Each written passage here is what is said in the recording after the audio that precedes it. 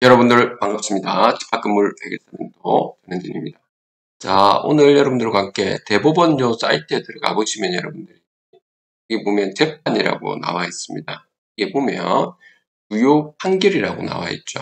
여기에 여러분들이 들어가 보시면 판례 공보가 이렇게 나와 있거든요. 그 11월 15일자 판례 공보를 여러분들이 한번 들어가 보시면 이렇게 나와 있는데요. 여기에 여러분들이 쭉 좀 확대해가지고 좀 보시면은, 15일자에는 여러분들 임금 관련된 거부터 해서 쭉 나와 있죠. 손해배상, 그 다음 부인의소, 장애인 차별행위, 손해배상, 그 다음 소유권 이전 등기, 그 유증과 관련된 이런 부분이네요. 소송 비용의 확정, 부당이득금 반환 청구서, 가사사건, 양칭자 관계 존재 확인, 이혼민 재산 분할,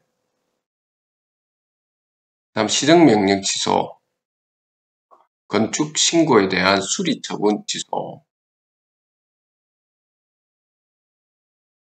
그 다음에 여러분 텔레비전 방송 수신료 부과 처분에 대해서 취소했던 이러한 사건들요. 정유세 부과 처분 취소 이런 것이 나와 있습니다. 형사사건은 성폭력 범죄 쭉 이렇게 지금 나와 있지 않습니까? 여러분들 보면 되는데 이게 집합 건물과 관련된 이 내용들이 여기는 안 나와 있어서 제가 이렇게 그 판례 공보 11월 15일자에 대해서는 제가 이 부분은 좀 생략을 하도록 하고요. 다시 원위치로 들어가 보면 여기 보니까 11월 9일자에 중요 판결이 하나 있네요. 여기 보면 공동주택 또 일종의 집합 건물이죠. 여기도 집합 건물인데 집합 건물법 포괄적인 그 법률이고 그 집합건물법 중에서도 또 특수한 주택의 공동주택에 대해서는 공동주택도 다루도록 하고 있죠. 그러니까 요 부분만 좀 보도록 하겠습니다. 요 내용을 여기 들어가 보시면 여러분들 나오는데 결론을 여기는 좀 상세하게 좀 나와 있어서 그러니까 요 내용으로 제가 대체를 좀 하도록 하겠습니다. 이게 보니까 2023 다에 254816이라고 해서 건물 철거 등의 청구에 소해서 파기환송을 지금 했네요. 그러니까 좀 인용이 되지 않았다라고 하는 건데 공동주택 부지 매수인이 그 공동주택 수분양자 등에 대해서 건물 철거, 토지 인도 등을 구하는 사건입니다. 자, 요걸 좀 보도록 할게요.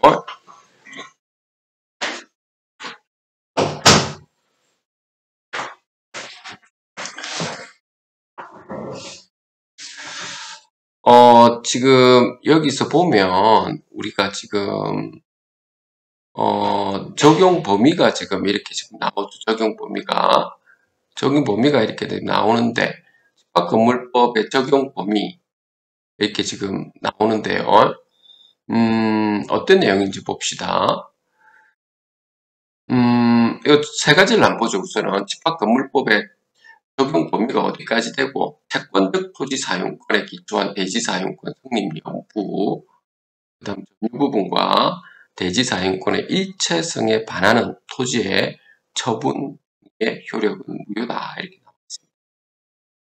자, 집합건물의 소유 및 관리에 관한 법률은 법 시행 전에 건축되거나 구분된 건물에 관해서도 적용된다. 자, 여기서 굉장히 중요한 부분이 있네요. 집합건물의 소유 및 관리에 관한 법률은 법 시행 전에 건축되거나 구분된 건물, 건물에 관해 건물이라고 했습니다. 분명히 토지와 건물은 별개의 부동산보죠. 건물에 관해서도 적용된다 했습니다.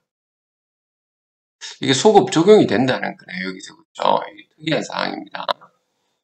집합건물법 제2조 제6호에서 정한 대지사용권이라 했습니다. 대지사용권.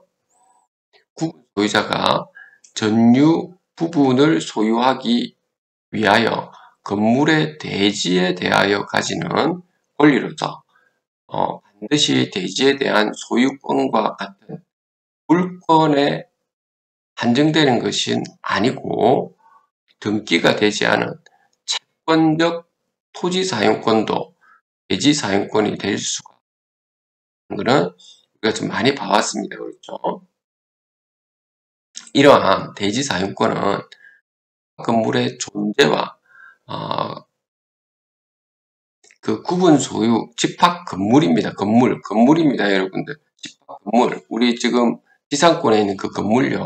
건물의 존재와 구분 소유자가 그 건물에 대한 구분 소유자 말하는 구분 소유자가 전유 부분 소유를 위해서 당의 대지를 사용할 수 있는 권리를 보유함으로써 성립하고 그 외에 다른 특별한 요건이 필요하지 않다라고 되어 있습니다. 그 외에 다른 특별한 요건이 필요하지 않다. 집합건물법은 제20조 구분 소유자의 대지 사용권은 구분 소유자의 대지 사용권은 그가 가지는 전유 부분의 처분에 따르고 구분 소유자는 규약으로서 달리 정하지 않는 한 그가 가지는 전유 부분과 분리해서 대지 사용권을 처분할 수 없으므로 이건 우리가 알고 있는 내용이죠. 분리 처분 금지는 그 취지를 등기하지 아니하면 선의로 물권을 취득한 제3자에게 대항하지 못한다고 규정하고 있다. 위 규정의 취지는 집합 건물의 전유 부분과 대지 사용권이 분리되는 것을 해가지고 대지 사용권이 없는 구분 소유자의 발생을 방지함으로써 건물에 관한 법률 관계의 안정과 합리적 규율을 도모하려는 데 있으므로 전유 부분과 대지 사용권의 일체성에 반하는 대지의 처분 행위는 이것도 우리가 알고 있는 내용입니다. 자, 그런데 왜 이것이 원심 내용을 파기환송을 시켰느냐? 원심은 토지하고 건물은 별개라고 했죠. 보통 우리가 요즘은 그 분양을 받을 때 집합 건물은 토지까지 같이 우리가 분양을 받죠. 받는데 그 당시에는 건물에 대해서 우리가 분양을 받은 사람과 별개 사항이었던 것 같습니다. 지금은 토지 소유자가 이 사건 공동주택의 건물 공동주택의 수분양자들에게 이 사건 토지를 무상으로 사용, 수익할 수 있는 권리를 부여하기로 약정을 또 했네요. 하였으나 이 약정은 채권적 계약에 불과하고 이건 말은 맞죠. 채권적 계약에 불과한 거죠. 원고 등과 이 사건 공동주택의 부분 소유자들에게 아마 이 원고 등은 아마 시행사 쪽이었던 것 같아요. 건물의 시행사.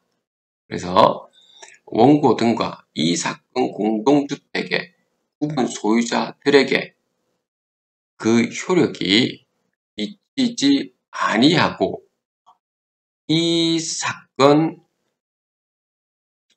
공동주택의 그 구분 소유자들이 이 사건 토지에 대하여 원고 등에게 대항할 수 있는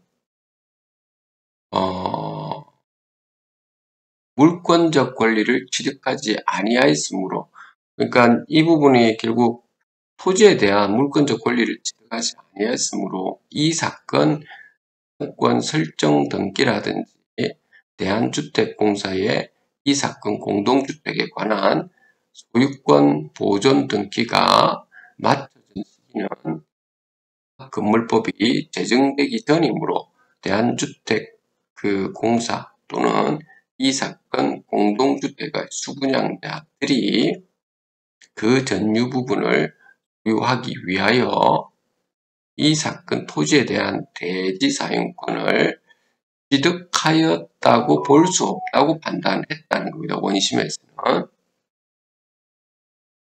왜냐하면 집합건물법이 시행되기 전에 이러한 채권 계약을 했기 때문이라는 거죠. 나름의 좀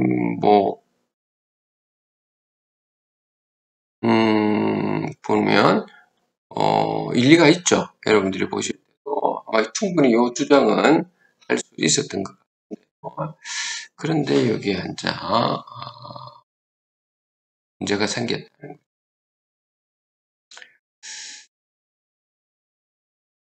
왜냐하면 대법원은 토지 소유자와 공동주택공사 사이에 체결한 협정의 체결 경위와 그 내용, 토지 소유자가 이 사건 공동주택의 입주 예정자에게 작성, 교부한 각서의 내용이라든지 대한주택공사가 수분양들과 체결한 주택 분양 계약의 내용 등을 종합해보면 그러니까 사용 수익할 수 있는 무상으로 사용 수익할 수 있는 권리를 줬네요. 보니까 아까 요 앞에 나온 거 보면 토지 소유자는 대한주택공사와 수분양자들에게 이 사건 공동주택이 존속하는 동안 이 사건 공동주택의 개별 호실에 해당하는 전유 부분의 소유를 위하여 이 사건 토지를 무상으로 사용 수익할 것을 승낙하였고 그러한 승낙의 효력은 수분양자들로부터 이 사건 공동주택의 전유 부분을 양수한 사람들에게까지 미친다고 볼 수 있으므로 그러니까 이제 이게 공동주택을 계속 사고 팔고 했겠죠.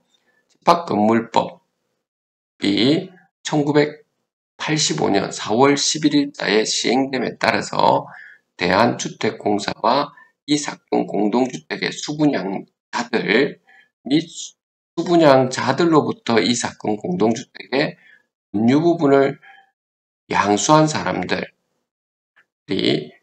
이 토지 사용 승낙을 기초로 취득한 이 사건 토지의 사용 수익권은 이 사건 공동주택의 구분 소유자들이 그 전유 부분을 소유하기 위해서 건물의 대지에 대해서 가지는 채권적 토지 사용권으로서 집합건물법 제6호에서 정한 대지 사용권이 되고 집합건물법 부칙 제4조에 따라서 집합건물법 제20조의 규정이 적용된 이후에 이 사건 공동주택의 전유 부분과 대지 사용권의 일체성에 반하는 이 사건의 토지의 처분 행위는 효력이 없으며 원고 등이 선의로 물건을 취득한 제3자에 해당하는 등의 특별한 사정이 없는 한 원고 등은 이 사건 공동주택 수분양자 등의 대지 사용권의 목적이 되는 토지의 소유권을 취득함으로써 채권적 토지 사용권에 부담이 있는 소유권을 취득하였다고 볼 여지가 있기 때문에 이 사건 공동주택의 수분양자 등인 피고들은 이 사건 토지를 정당한 권한에 의해서 점유 사용하고 있다고 할 수 있으므로 원고 등에 대하여 이 사건 공동주택의 전유 부분을 철거하거나 이 사건 토지의 점유 사용으로 인한 부당 이득을 반환할 의무를 진다고 보기 어렵다는 거죠. 이와 달리 이 사건 공동주택의 수분양자 등이 피고들이 가지는 토지 사용권이 공고 등에게 미치지 아니한다고 판단한 원시 판결을 갖다가 파기했다 이렇게 놨습니다. 여러분들 그러니까 저는 볼 때 이게 참 좀 안타까운 부분이 이 끝에 내막은 잘 모르겠지만 토지 소유자가 이 보십시오. 무상으로 사용 수익할 수 있는 권리를 부여했다는 이게 굉장히 좀 중요한 내용입니다. 일어나고 뒤에 가가 이제 딴 말을 하죠. 뭐 나름대로 본인들 입장에서는 딴 말을 했던 이유가 있을 테지만 우리가 아까 여기 보았듯이 이게 굉장히 중요한 부분이 그 소급 적용이 된다는 부분 있죠. 집합건물법이 이게 어디에 있었냐면 여기 있네요.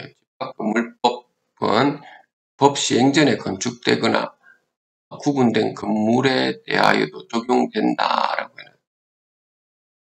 해요. 이 부분 여기다 이렇게 해놨고요. 그러니까 이 두 가지 내용이 핵심인 것 같습니다. 그래서 집합 건물에서 여러분들이 뭐 상가든 판매 시설이든 생활은 숙박시설이든 어쨌든 여러분들이 계약을 좀 잘해야 됩니다. 이게 계약을 잘못하다 보면 나중에 명도 소송을 하든 철거 이런 부분이 또 하더라도 철거를 못하는 게다가 더 중요한 거는 여기 보다시피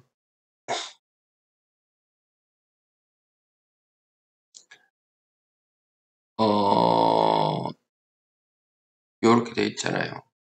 공도 전유분 철거를 할 수도 없고요.